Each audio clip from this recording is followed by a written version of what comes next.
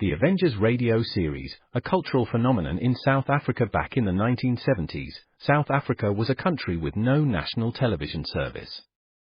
It wasn't until 1976 that the country would get its first taste of television broadcasts. But before that, radio was the primary medium of entertainment and information for the masses. This was the context when The Avengers, a British spy-fi series, made its debut on South African radio and became a cultural phenomenon. The Avengers was a British television series that originally aired from 1961 to 1969. The show revolved around the adventures of John Steed, a suave and sophisticated secret agent, and his various female associates. The series was a unique blend of traditional spy thriller elements with science fiction and fantasy, which set it apart from other shows of its time. While the series was hugely popular in the UK and had also made a significant impact in the American markets, being one of the rare British series given a network transmission slot, it was virtually unknown in South Africa. This was primarily due to the lack of a national television service in the country until 1976. However, as a film series, The Avengers was able to gain some exposure in South Africa through film rentals. But it was the launch of the radio series that truly brought The Avengers to the masses in South Africa. Come and listen at www.myclassicradio.net. And stay tuned right now for those two characters with many characters, CBS Radio's Bob and Ray.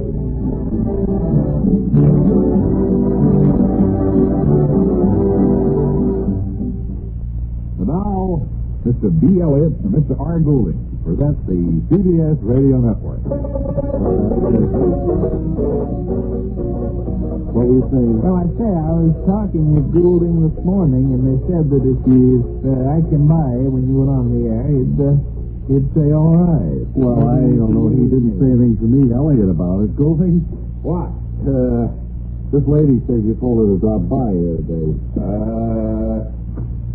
You remember her? Well, I can't. Where did he tell you that, man?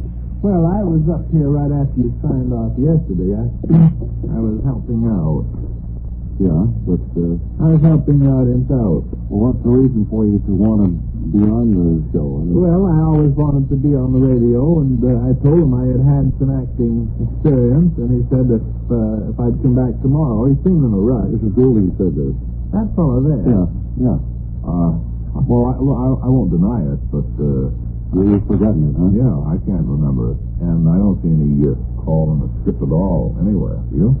No, I don't. No. There's nothing particular. Well, I'll come back again some other time. All right, well. Certainly. And thanks for helping us out. I didn't really help you out too much, did I? No, you didn't. No, I guess you didn't.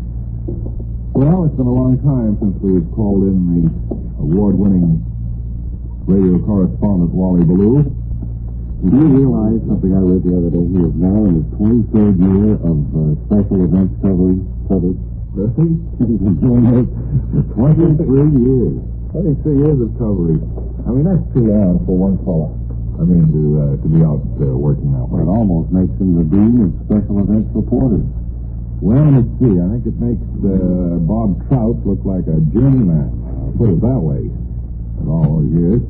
In any event, Wally Ballou is standing by somewhere, and I'm going to call him in now. You can probably hear some of the talkback in my earphones as we're making contact with our engineer, with Wally. So, come in, please, Wally Ballou. Radio's Wally Ballou, now in my 24th year of special events coverage, just speaking to you from the third-party favor company, and learning something about what's new for... Excuse me. I was deciding the program on. I was going to ask you, 24 years, it makes Bob Trout look like a journeyman in the industry. Well, now that you mention it, I think maybe I do have a few years on Bob. But let's not talk about me. No, not Bob Trout either, I suppose. What we want to talk about is your party favors, what's new, and what makes them tick, and how they're selling. Well, let me take them. Excuse me, go ahead. Let me take them one at a time. What was the first one there? What's new in party favors? Well, there isn't too much new. The only thing that I could say would be new would be the change in the dimensions of the favors themselves. They're bigger now. Larger, I noticed that. And keeping with the times. We have larger homes. We have more living rooms. The dining rooms are generally a little larger than they used to be. And a lot of people have parties outdoors now, which, of course, gives you tremendous... Japanese lanterns with your outdoor-type decorations. Yes, and streamers, your bumping. Yes, and we can make it all bigger now. How about your flame-proof serpentines? Yes, of course, those serpentines used to be, they'd roll out like this about... 14, 15 inches. We have them now where you have to really put a compressed air tank on them, and they'll blow out almost 35 feet. Is that so? That certainly is along the lines of the bigger and better party favors. Yeah. Could we see a few samples of your new line? Well, here, let me take this long roll-out party serpentine here and give you an idea. All right. Beautiful. Not a gas? Yeah. 35 feet. Certainly did.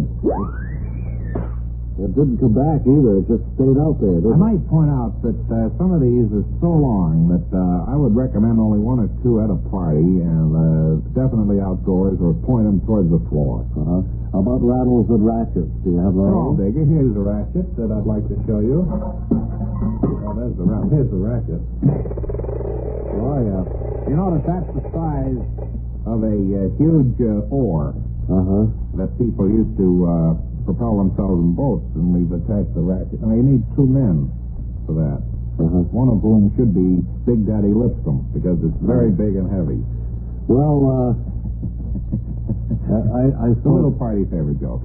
I'd like to see some of those things that I remember. He plays with the Baltimore Colts. Fine. And he's, I don't know. I haven't been 23 years in this business for nothing, fella. Now, just wind this thing up to the How many years thing. are you in anyway? This is my 24th. But let's not talk about me.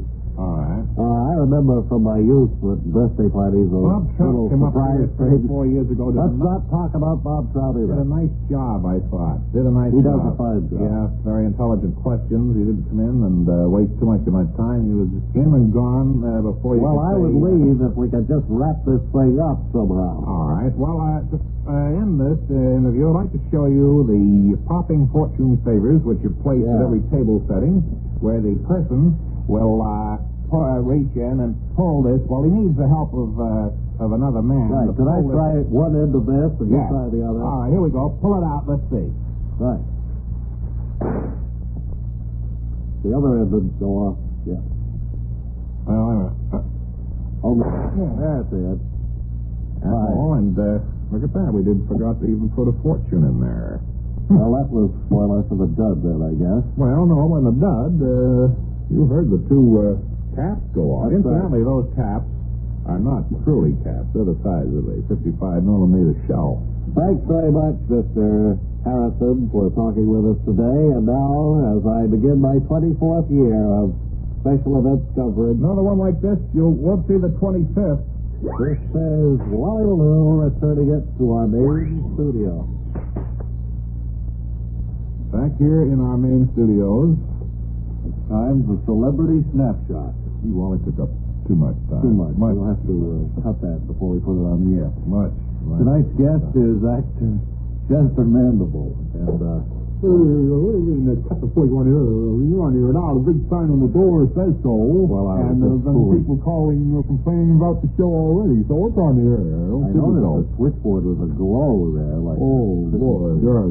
Mr. Mandible, could we have just a word with you, please? Well, Bobby. Welcome to the show, and congratulations on your latest triumph in CBS Radio's daytime drama, The Romance of Helen Trent. Well, thank you, Bob. It's not often I get to kind of fool around with a part like that. See, you were cast as an elevator operator, I believe. Well, I took Helen up to see somebody important. The critics raved about the way you handled your reply to Helen when she said that elevators make her tummy feel funny. I think it went something like, mine too, lady. Real slice of life treatment. Got anything on the front burner for now, Mr. Mandible? Well, I make a point of hearing the romance of Helen Trent every weekday. Great show. Hope they'll write my part in again soon because sure got a crush on that chick. Well, good luck, Real dish. Thanks for appearing on Celebrity Snapshot. My pleasure, Bobby, and bye for now. Goodbye, sir, and thanks again. Haven't we seen him somewhere before, Mom? He looks a little like the fellow who runs the number 2 car in the other studio building. The elevator over there? Well, probably they look alike. Could be. Now then. Now it's time to play a game. Guess my secret. Oh, this is a fun game. Yeah.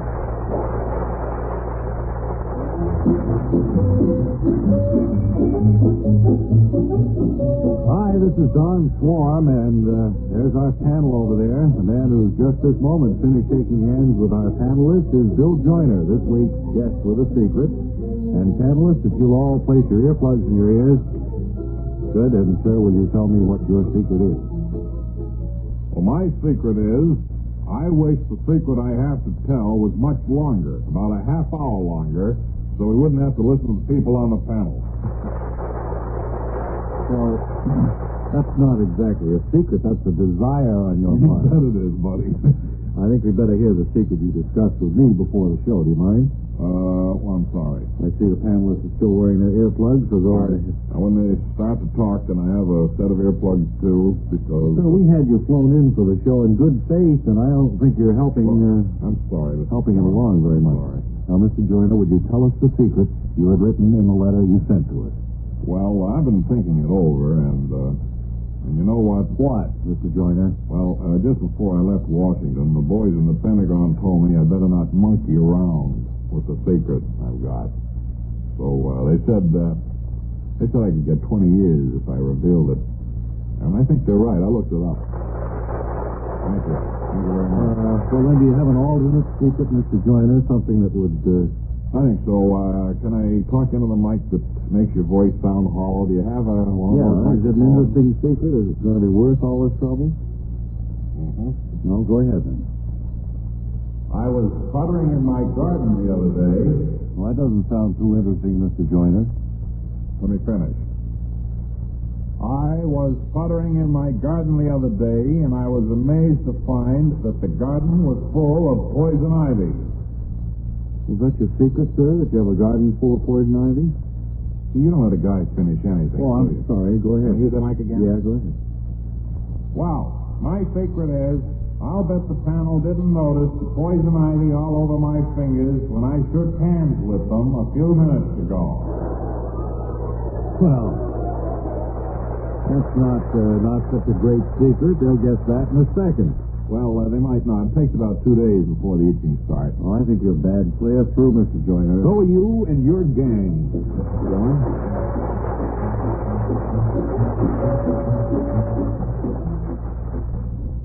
You know, dandruff bothers most men, most women, too. So listen, today you can get rid of embarrassing dandruff in just 3 minutes. Yes, with Fitch Dandruff Remover Shampoo, unsightly dandruff's gone in 3 minutes. It's the quickest, easiest of all leading shampoos. And that's not all. Using Fitch regularly is guaranteed to keep embarrassing dandruff away. Simply apply in the unique Fitch manner before you wet hair. Rub in 1 minute. This way, Fitch shampoo penetrates right down to the scalp. Next, add water, lather 1 minute to wash every trace of dandruff out of your hair. Then rinse 1 minute. All that loosened dandruff goes down the drain. In 3 minutes with Fitch, 1 rubbing, 1 lathering, 1 rinsing, dandruff's gone. And never forget, gentle Fitch can also leave your hair up to 35% brighter. Get rid of dandruff problems forever. Brighten the hair, too. Use Fitch regularly. Get Fitch Dandruff Remover Shampoo today, only 59 cents. Bob, what are you wearing that white robe for? Give you a medical look or something? No, it's bathrobe. I wear this when I come through the curtains after to say goodnight. Oh, wonderful. Well, anyway, it's time to introduce Webb for just a second or so. I don't know if we have time for book review, but let's bring him on. All right, ladies and gentlemen, our literary editor, Mr. Webley Webster. Let's hear it for him.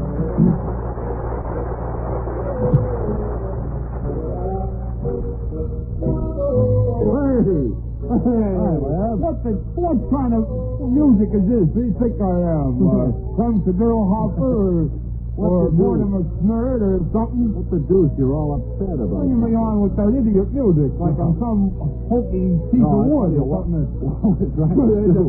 I'm sick of the word thing that doesn't have a word. Calm down. We were just trying to put a frame around you there. We'll listen to that. It takes some jerk to come on. Oh, but it's identifiable, you see. When they hear that, they'll know it's you. You know, what it is kind of a Rube Apple Knocker type of theme that makes me look like an idiot. Well, if you don't like it, we won't. I mean, everybody has a theme. Look, let me put it this way.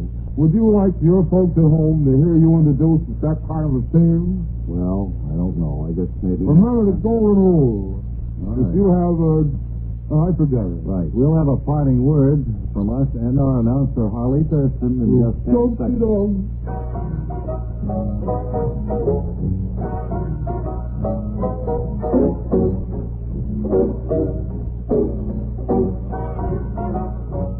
That parting word, Harley? But think it so, that I'll find in your thing and they think the whole thing because it goes. Oh, wonderful.